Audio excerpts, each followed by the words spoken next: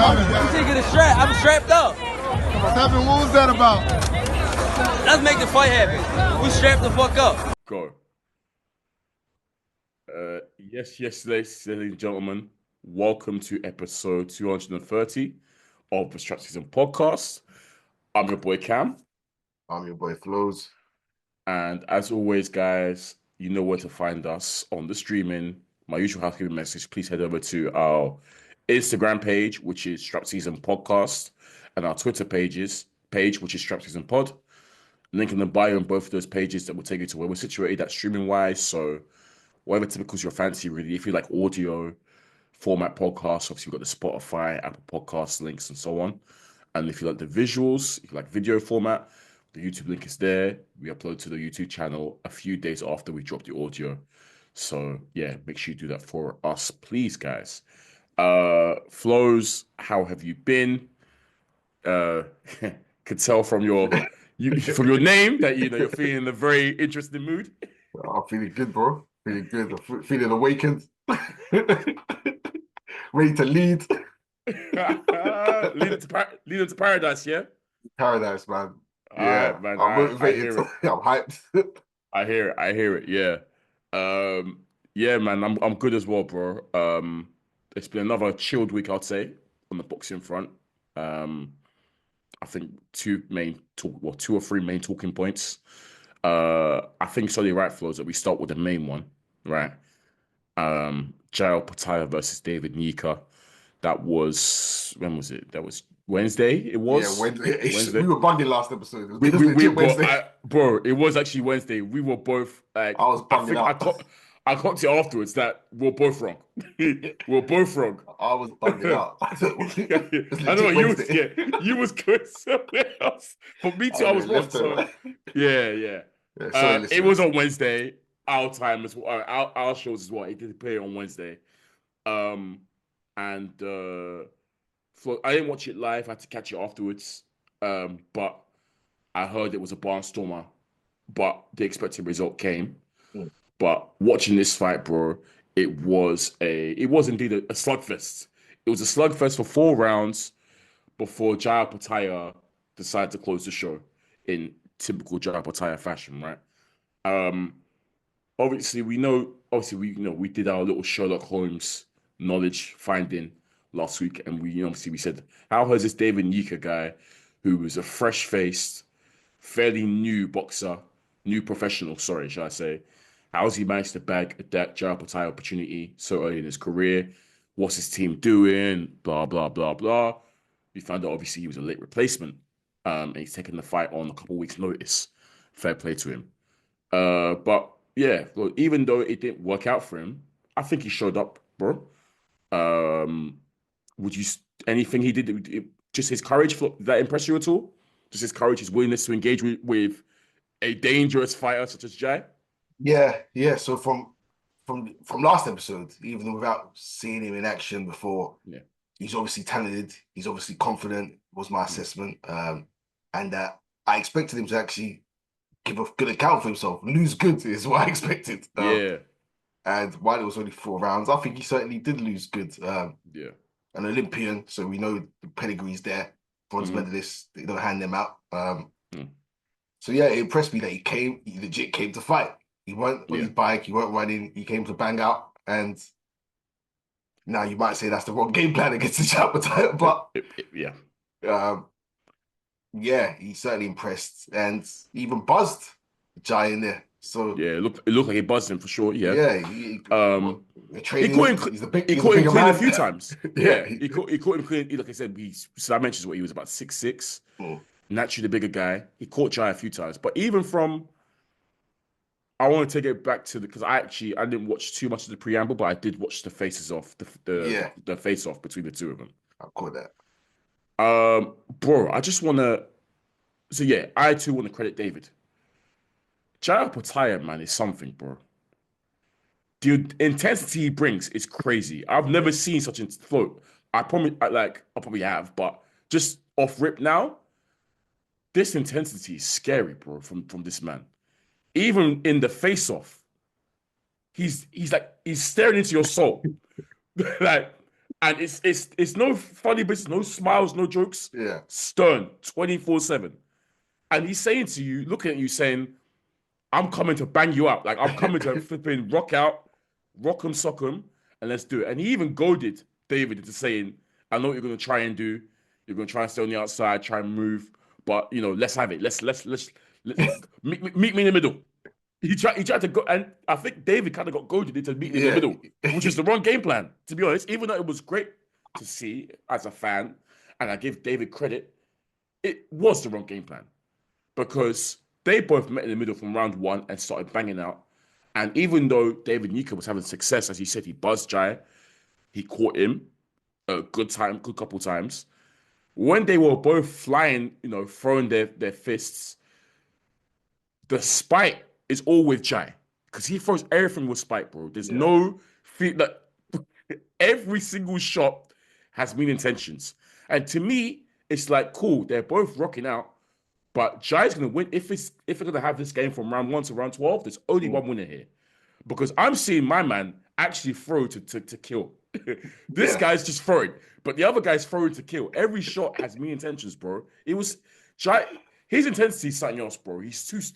It's nuts. It was killing me. Because Jai Opetaia didn't jab at all. He did not. Not for a jab. He was there swinging. Loading up on shots. My man reached to the ground almost. Brother, that last one for the final knockout, for the final stoppage, where he threw that from Perth. Like, he reached all the way back, cocked all the way back, and he caught him. Whoa. Yeah, crazy.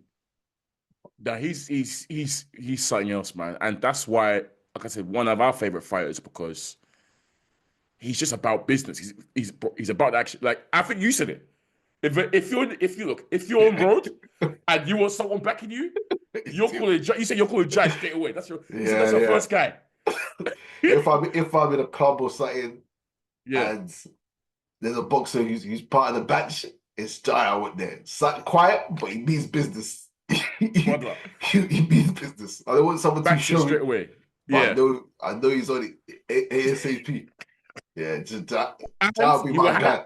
Brother, you will handle it too. Yeah. You will handle the business. All the guys, if you think you're bigger than him, you're in trouble.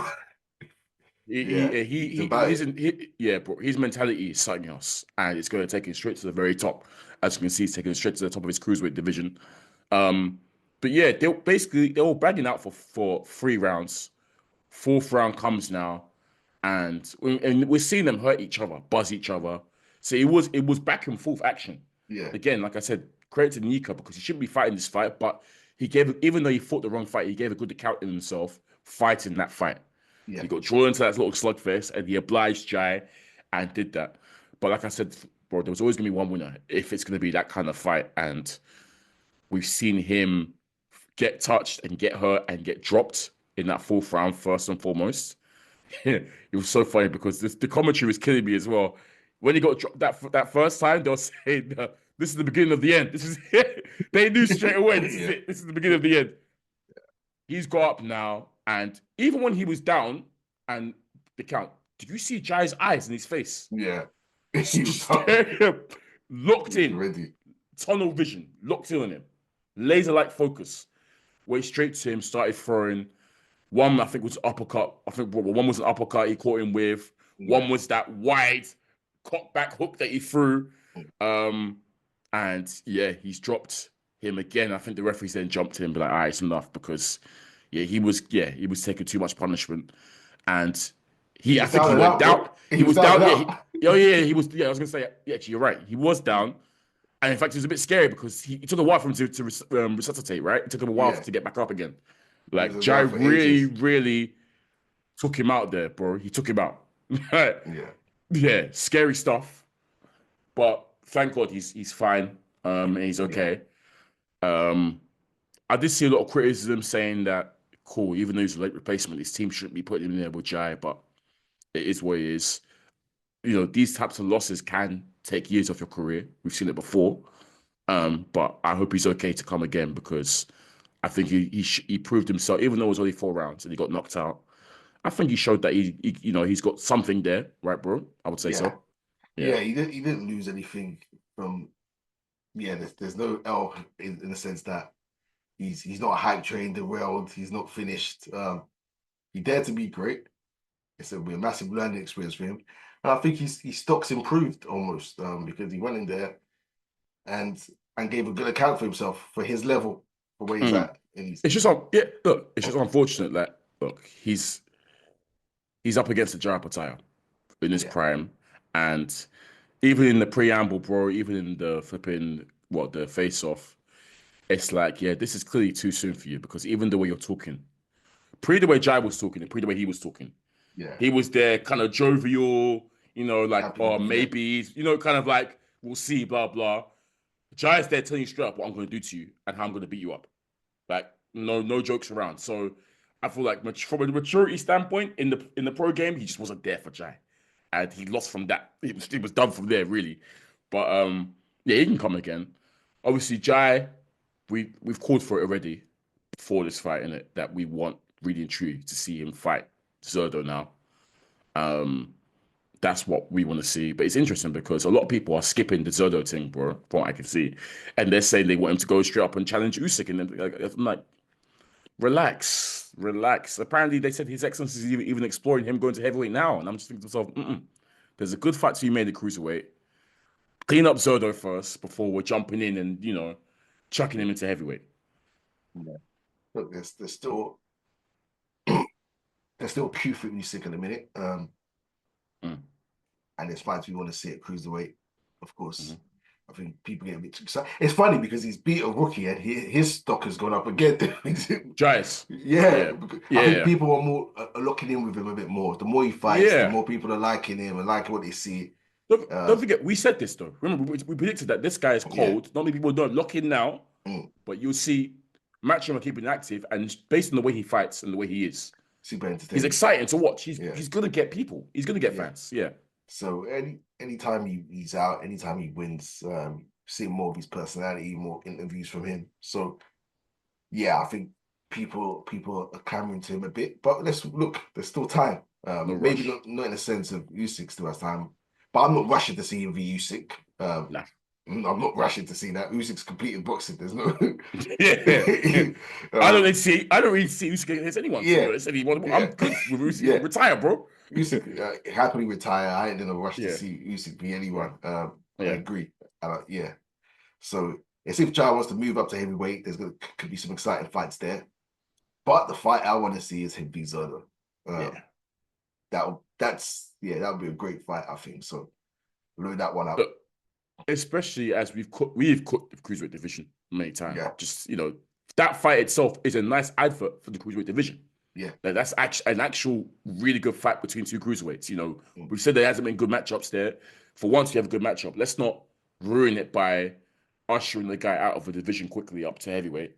Let's let the cruiserweight division have that moment, right, of a really good unification fight, because we haven't seen that for a while since Usyk's been down, really. So, yeah, man, let's do that. Let's do that for a division. But yeah, man, shout out to Jai, man. We say he's cold, one of our favorites for sure.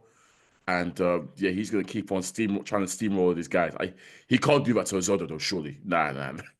I think Zoda's a bit too good of a boxer to get cooked in 4 rounds by Jai. But yeah, that would be a really good fight. That would be a really, really good fight.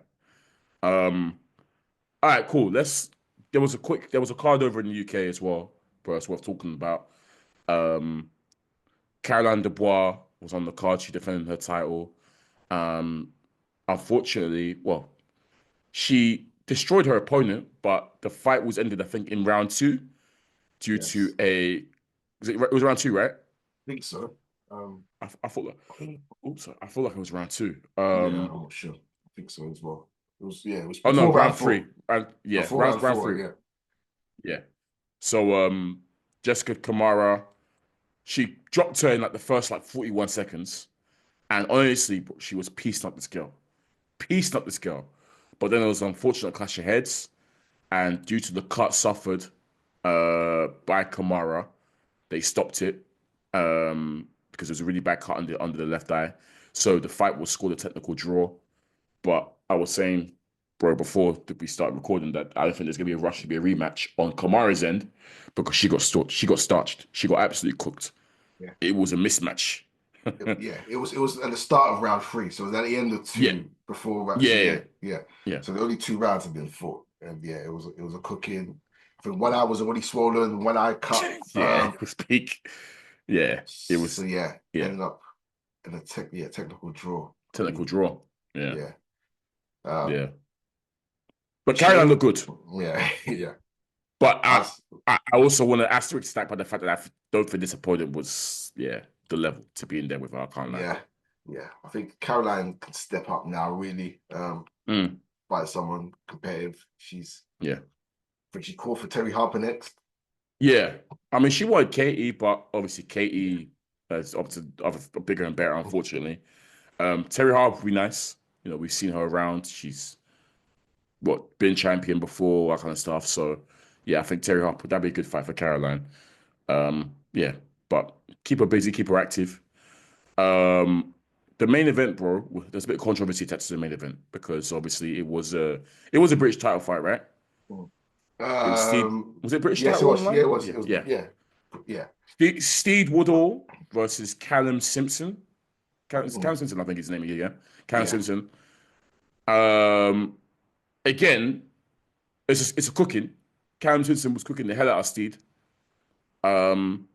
He's dropped him, I think, in that first round. Second round, yeah. Dropped him in the second round, and then he's gone in for the kill again. And the controversy here lies with the referee, because even though Steed is getting cooked, and he's getting caught with some heavy shots. I think there was a big uppercut in there, a big left hook I think that was in there, and he did look hurt. He wasn't. At the moment the referee jumped in, I personally don't think that Steed was fully out on his feet, so I don't think it was right for the referee to jump in at that point. However, he was getting destroyed, and he was about to get even more destroyed. But I feel like the referee could have waited a bit more before he jumped in, personally. But that's what the talk is really about the referee jumping in so early. Commentary even said they felt it was premature. I think most people you've seen say it's premature. I have to agree, because he wasn't like wobbly legged. I feel like at that particular time when the referees jumped in. But the referee started to jump in really, really early. What are your thoughts on the stoppage, bro? So watching it before the first knockdown, or while the flurry was going for the first knockdown, he was buzzing the hell out of Woodall. Woodall's legs buckled against the ropes. The ropes kept him up for a bit. Boom, boom, boom, boom, boom. Goes there. I even said, ref, stop it. He could have been stopped there. Yeah. I said, ref, stop it. Boom, boom, boom. As he went down, I was like, ref, it's over. Stop it. Because we've seen him get buzzed, boom, boom, boom, legs wobbled against taking flush shots before he goes down. But the ref decides to let it go on, gives him the 4 count, and then decides to let it go on. Cool. You've decided that it's okay for him to go on after what you've seen. Then I feel like he's almost regretting that decision, because Callum Smith was going in for the kill, but Woodall surviving, clinching, nothing's really landed clean. The onslaught that we saw for the knockdown isn't the onslaught we got. It's different, He actually looks stronger as well. He was a holding, and he wasn't getting pieced up against the ropes. And I think Callum Smith maybe landed a shot, and then the ref jumped in. And I was like, why have you jumped in there? You've decided to let it go on, so let it go on. Why have you jumped in? Why have you decided? If you wanted to jump in, you should have jumped in before. He decided to jump in at a point where I felt nothing really happened. If you decided to let it go, and why is that the reason you've stopped it? It just seemed like a weird stoppage. It was too late or too early, if that makes sense. If you're going to stop it at the knockdown. But if you're going to let it continue after that knockdown, why the hell are you stopping it there? Why are you jumping in there? You got to follow through. It was a weird. He didn't even jump in like this. He kind of just walked in and just kind of just stopped Callum Simpson from engaging, just walked in between them and just there was no onslaught, there was no real offense. He just kind of walked in between them and said, I think it's enough now. And look, granted, he might have helped Woodall in the sense that he could have got starts, but it's just a weird time for me. And the way he did it as well, just to walk forward, there wasn't any, most referees, they're quite intentional with it. They quick, no. I've seen a shot and to protect him. He just kind of walked in, he waved it off a little bit. It was quite nonchalant about it. Yeah. You know what I mean? So it didn't look like he was stopped. Like he walked in between them and he was like, "Oh, what's happening now? Like, what's yeah, going? What's he like stopped?" at Then he first I'm there put his hand thinking, up. like, was he? Yeah, like you're even thinking, is he like? At first I thought, wait, there wasn't a clinch. Is he breaking up a clinch, or Yeah. is he warning them about something? But then Yeah. I realized he's like doing like this, and I thought, oh, well, he's actually waved it off. So yeah, the way he stopped it was a bit odd. That didn't really help either. Granted, bro, like, look, Steve was gonna get cooked anyways. Let's be real. Like he was, he was what I think maybe one or two big shots away from maybe then going down again, maybe or getting wobbly legged again. So it was, yes, delaying the inevitable, but of course, a fighter is gonna feel aggrieved regardless in that situation. It's like I'm not actually out on my feet here. You never know with boxing. I could either lucky punch or this guy could punch himself out. Who knows? But I don't think there's grounds enough for like Team Woodall to be like, no, exercise the rematch. Need to, be compensated for this. Or like, I wouldn't say that, but that referee didn't handle that correctly. I would say that I can definitely say. Yeah. So if there's a repercussion towards the ref, I understand. Yeah, I don't even think there's issue with repercussions. I just think it was crap timing, and that can happen. Look, probably the right decision regardless, but with timing, you don't want to add controversy to a fight. Is what I think referees should bear in mind. So there was no need. Just let it go on if you're going to let it go on. You've already made that decision. Stand by your decision. But look, Woodall was getting pieced up for round one. I was watching that. Yeah, this. I was even happy. I was like, this ain't going 12, so I can. Yeah. Thank God to watch the film that I did watch. Shout out Dune 2. They sent out a game. So yeah, I'll thankful to Kam Simpson for. Boy, deep. Yo, grateful. Sorry, sidetracked there, but yeah, back to boxing. Look, it was. Look, we've talked about British fights. They get busy straight away, and these two got cracking from round one. No feeling out, started banging, pause, and Woodall was getting pieced up. Yeah. So, it was always going to get stopped in a sense, and he wasn't surviving from the way he's been getting pieced up the whole fight, getting caught flush. Yeah. I'm not. I don't think the referee should be punished. Or it was the right decision, but just wrong timing. And look, shout out to Kam Simpson. Obviously, a lot was made of what he's been going through, the loss of his sister, his first fight since that happened, since that incident. So I'm happy for him. He got the win, and it was impressive fashion. Crowd was super supportive of him. They were going crazy for him. Yeah. So special moment for him. And look, Woodall's okay. We're not complaining about. It could be worse, right? Woodall could have got seriously hurt. So look, everyone walked away. So yeah, I'm fine with it. They can all move on. Yeah, that's fair. Yeah. I think that's twice now that actually no, that's his first defense. Obviously, Simpson won. He won the British and Commonwealth, so the Commonwealth was also on the line. He won it against Zach Chelly, obviously last year, so this is his first defense. Yeah, he looked good. Maybe one more defense, maybe before he sort of moves up a level to a European or something. But yeah, he's still undefeated, isn't he, Callum? So yeah, nice win for him. As you said as well, quite sentimental given what he's gone through with assists and stuff. So yeah, happy for him for sure. But yeah, that referee just working on timing. Just time it better with the stoppage. That's it. When if you do something, follow through with it. Don't second guess yourself and regret afterwards, because you end up with moments like that. Because I've actually seen that before, where referees probably should have stopped it. They realize it, and then the next time the fighter gets even like a little bit buzzed, they jump in. We've seen that happen before in it, so it's human error. So yeah. All right, bro. Let's quickly just talk about just a bit of boxing news. We don't really have a fight to preview for next week, to be honest. In a way, was they rescheduled this fight with Goodman for Friday, next week Friday. Yeah. But again, Goodman's had to drop out. He originally dropped it because it was meant to be last year December. Yeah. But he got caught in sparring, and he got nasty cut in sparring. So they moved it to next week. But apparently he's been caught again in sparring, and the cut's opened up. It's even worse now. So he's had to drop out. They're even saying that apparently he's going to be out for 6 months because he's going to have to get surgery to handle the cut. So, the Goodman fight is off, and they're going to get a late replacement for it in a way. They haven't announced that yet, I don't think. But yesterday, bro, in London, obviously, we know His Excellency purchased the Ringer magazine. and it was the first Ring Magazine Awards event since His Excellency bought it. So obviously, my man, His Excellency in true fashion, flew out all the people. Stars of the cast were there on the red carpet. We're seeing all kinds of friends and foes mingle, linking up. It's too funny. I'm surprised we didn't see a Coley react pool situation. Honestly, these boxing events are funny, man, because it's like, likely the guy that you're beefing, the guy that you don't like, you're going to be rubbing shoulders with them regardless, and you've got to be professional and prize fighters. And obviously, we've seen the bad of it when the Coley react or can't control their emotions. But yeah, I don't think there's going to be, look, and not on His Excellency's watch. No way. He's not going to allow that to happen. I saw Conor Ben and Ryan Garcia have a little thing, but never nipped to the bud. My brother was like, why is Ben always like, he can't wait for Ben to, he's like, why is he so aggressive all the time? Like, it's jarring. Like, it's just, obviously, Eubank was there.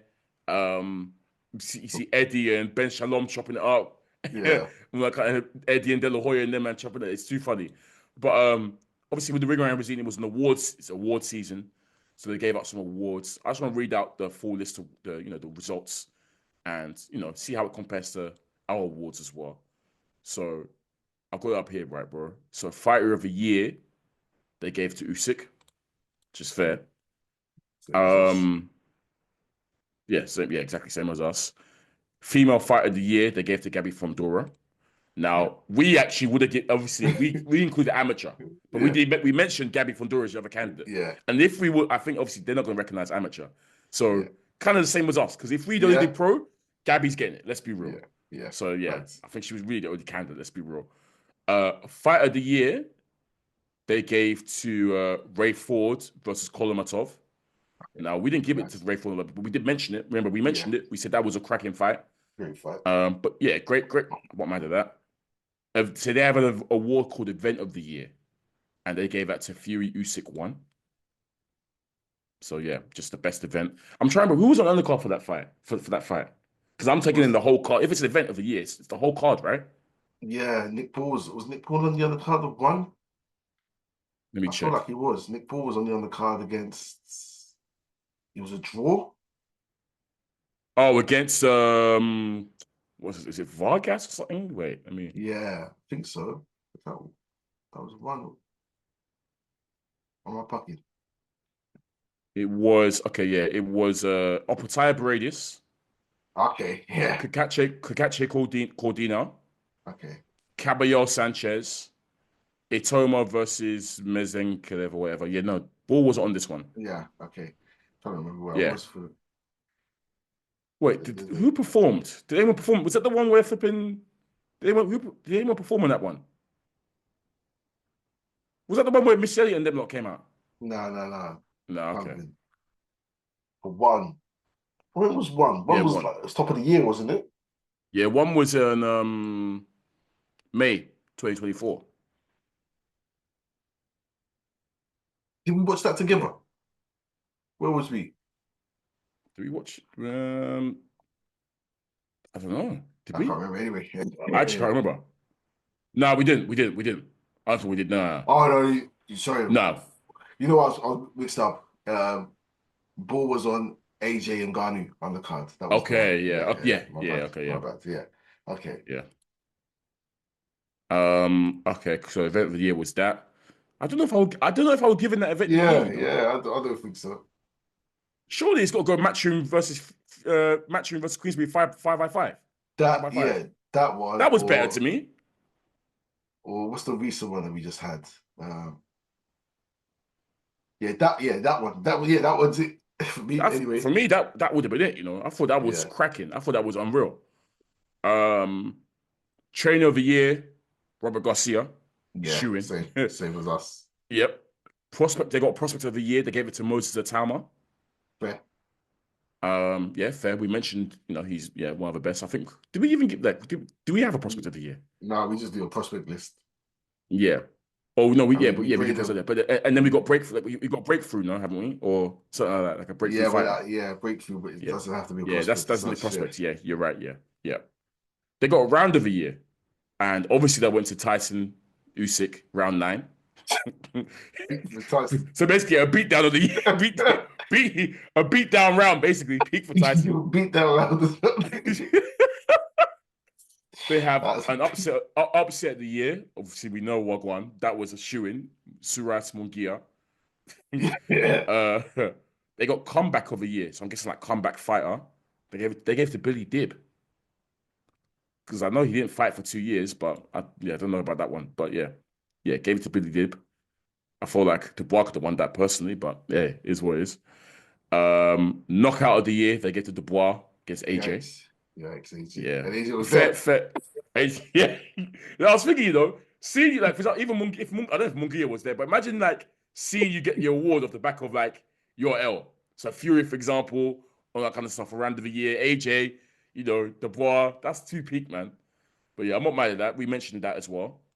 And then there was a Lifetime Achievement Award, which they gave to Don King. Shout out to Don. Controversial guy, but he's a historic figure in boxing, let's be real.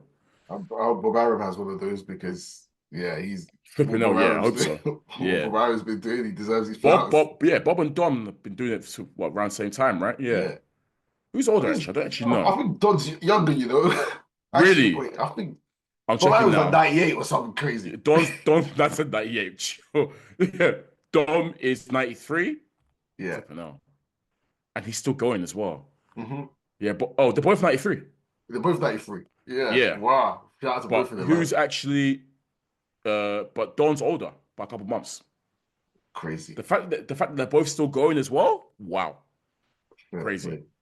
And Bob is still major. Yeah. Like Don's heyday is gone. Obviously, he's still involved, but he's not. But Bob is still running top rank with, he's still, bro, crazy. So shout out to Bob, man. And both of them. But so that's nice. It's good. Like I said, obviously, I think with Turkey buying the Ring magazine, obviously it's prestigious when it comes to boxing. But given how big of a mega fan Turkey is, he's going to be really running this nicely in terms of it's going to be proper up to date. It's going to, they're going to make sure they try and follow everything and stuff. And I look forward to, seeing this iteration of the Ring magazine under His Excellency. I think it's going to be nice. And I'm sure De La Hoya, I think he bought it for like 15 mil or something off De La Hoya, something like that. So nice little payday for the Golden Boy. He stays getting to that money. We know about Oscar, the original money man. All right, man. Yeah, I think we can call it a day though, bro. That's it, really. Unless you got anything else to add. That's it, bro. Yeah. Oh, I don't know if obviously Devin Haney was in London.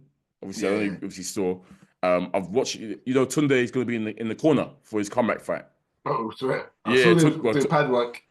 Yeah, Tunde confirmed it. Well, actually, Bill said it. Bill was like, "Yeah, we're bringing Tunde with us," and Tunde was like, "Yeah, for his comeback fight, he's going to be in the corner with Devin." Bill's confirmed it apparently. So, very interesting. Shout out to the lines in the cap. Shout out to the lines in the cap, man. It's Tunde. Oh man. But this has been episode 230 of the SZN Podcast. Once again, your boy Kam. I'm your boy Flowz. And as always, guys, you know where to find us. Peace. I'm taking a strap. I'm strapped up. What was that about? Let's make the fight happen. We strapped the fuck up.